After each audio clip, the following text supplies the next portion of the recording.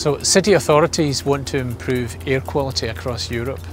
Electric buses on their own are part of the solution, but the weight of the battery means that you carry less passengers.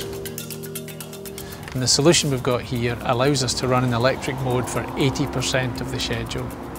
And the way we do that is to recharge the vehicle using inductive recharge technology, either during the route or at either end of the route. And that's what this vehicle does.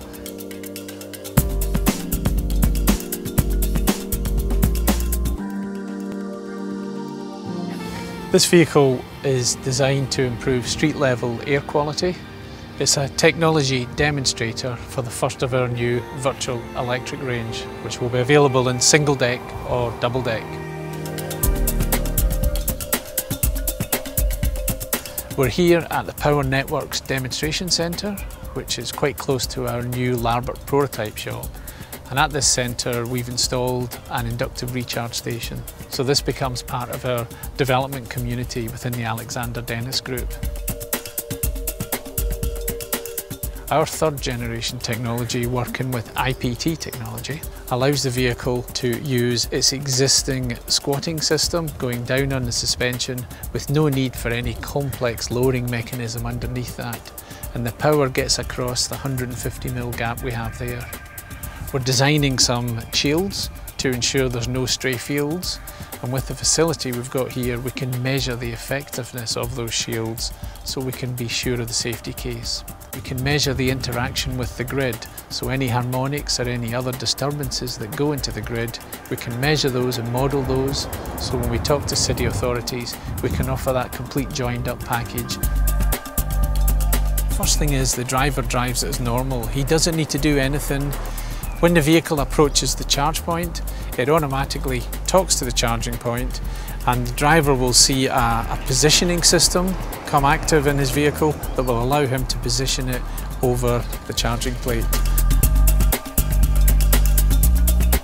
So the inductive charging point that you see on the road is vandal-proof, weatherproof. All that's left on top of the road surface is a small control cabinet you can see in the corner and a small heat exchanger.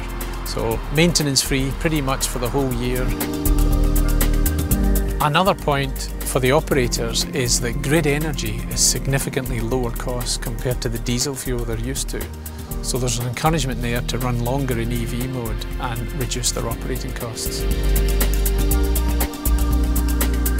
So a few key points about the vehicle itself. The battery is a slightly bigger battery than the hybrids we have in service today. Our current hybrids use an 11 kWh battery. This vehicle's got a 60 kWh battery.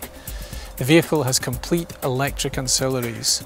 So when it runs in electric mode, there's zero emissions. So the air compressor's electric, ventilation and all the other ancillaries. The ability it also has is to use so-called geofences, which is GPS positioning on the vehicle, where city authorities or operators can decide exactly where it switches into electric vehicle mode and where it switches back to hybrid mode. So if there are air quality hotspots, then it can switch in and out of electric mode as it goes in and out that. Or you can set up a zero emission zone within the city, and it will detect when it enters the zone and work in electric mode while it's there. The range in electric mode is around an hour, but of course we're topping it up using the inductive recharge, and that's why we can operate all day in the electric vehicle mode. The vehicle still has its diesel engine on board, it's never stranded.